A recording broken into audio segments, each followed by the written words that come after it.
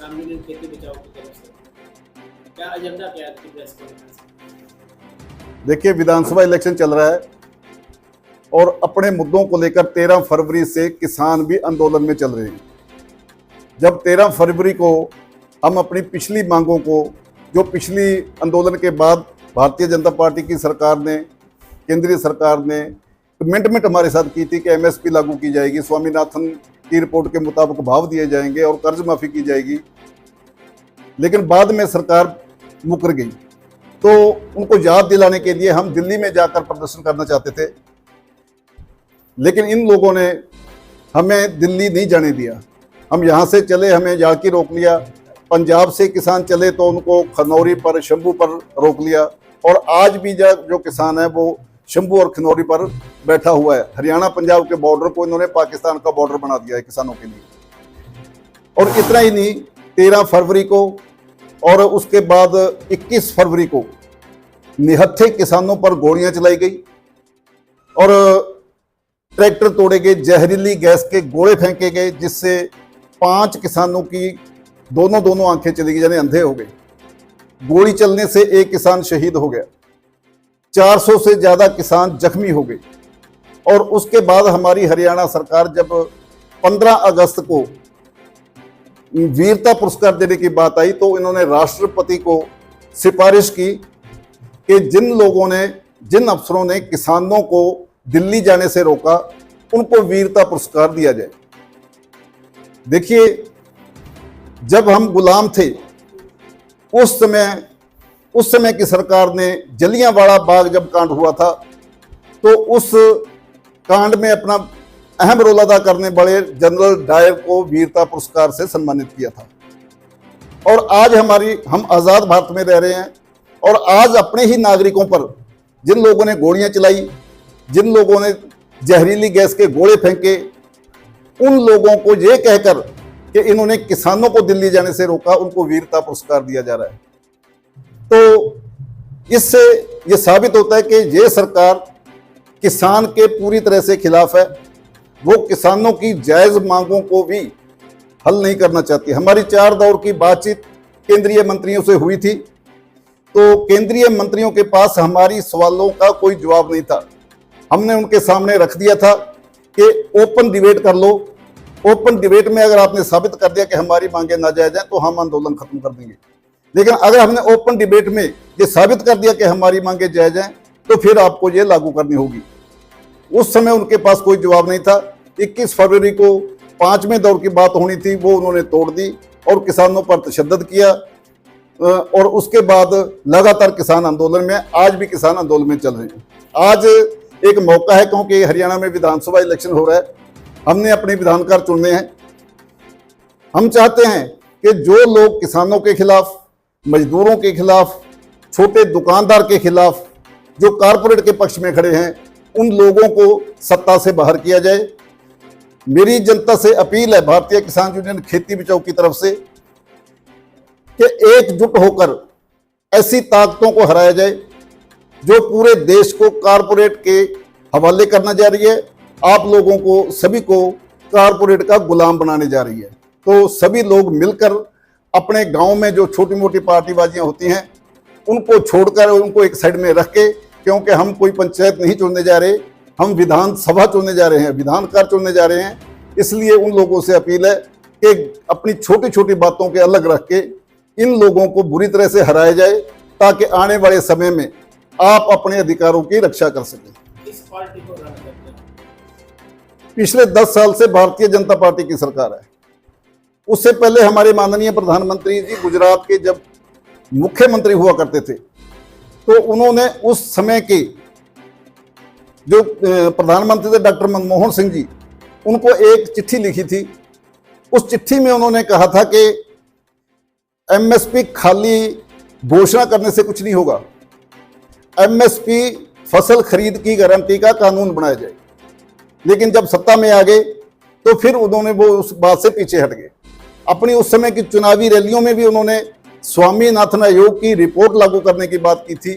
उन्होंने एमएसपी पर फसल खरीद की गारंटी का कानून पहली ही कलम से बनाने की बात की थी। लेकिन जब वे सत्ता में आ गए तो फिर उन बातों से मुकर गए।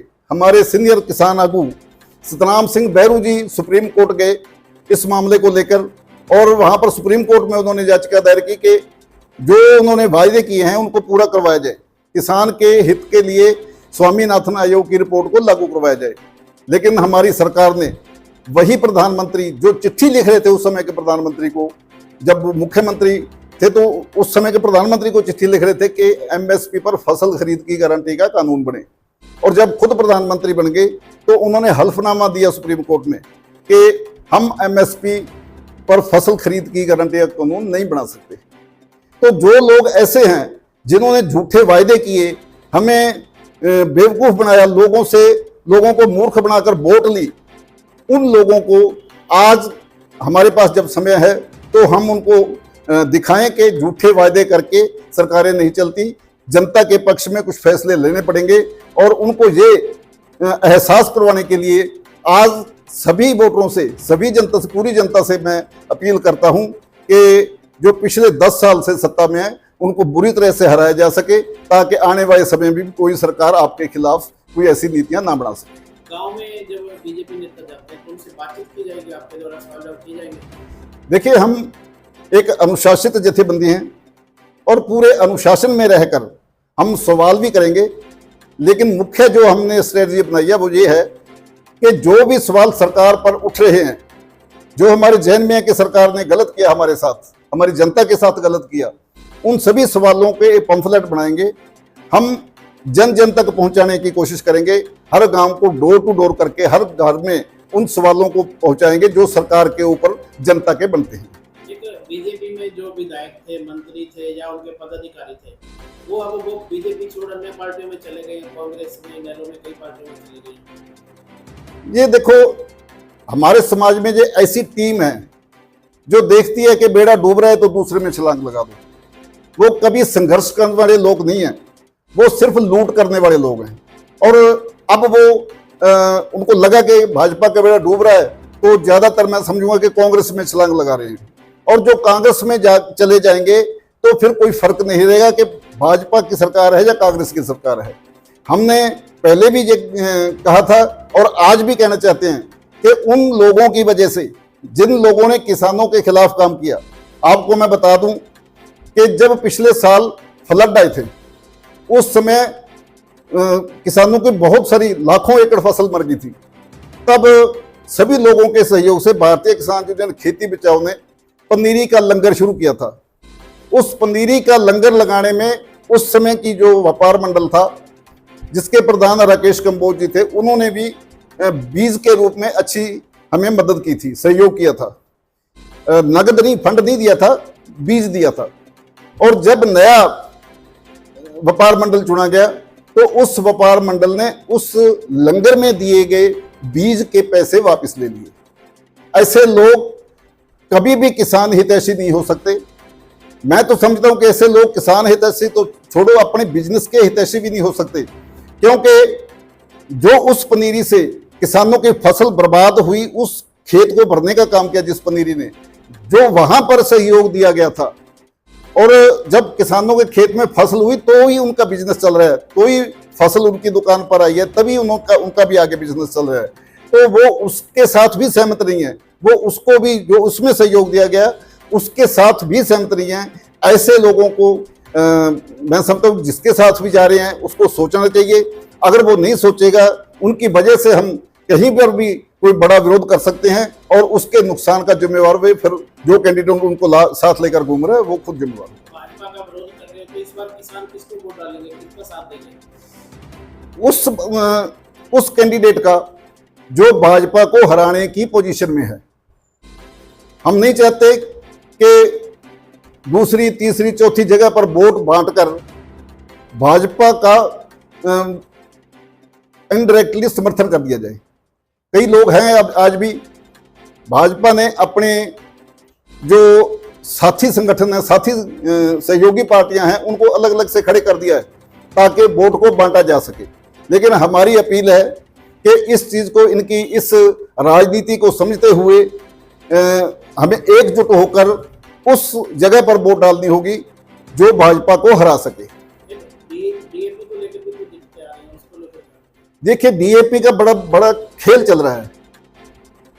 सरकार को पता है कि कितनी डीएपी लगनी है, गेहूं की बिजाई होगी तो कितनी डीएपी की जरूरत है।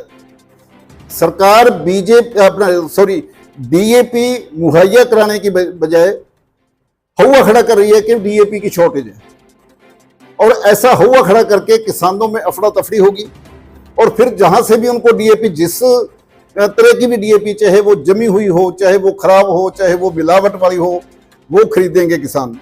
और उसके साथ साथ ऊट पटांग भी उसके साथ जोड़ दिया जाएगा। जैसे अभी गेहूं की बिजाई में कम से कम 2-2.5 महीने बाकी है, लेकिन अभी से उन्होंने नैनो यूरिया, उन्होंने सल्फर, उन्होंने वो ऐसा जोड़ कर देना शुरू कर दिया है।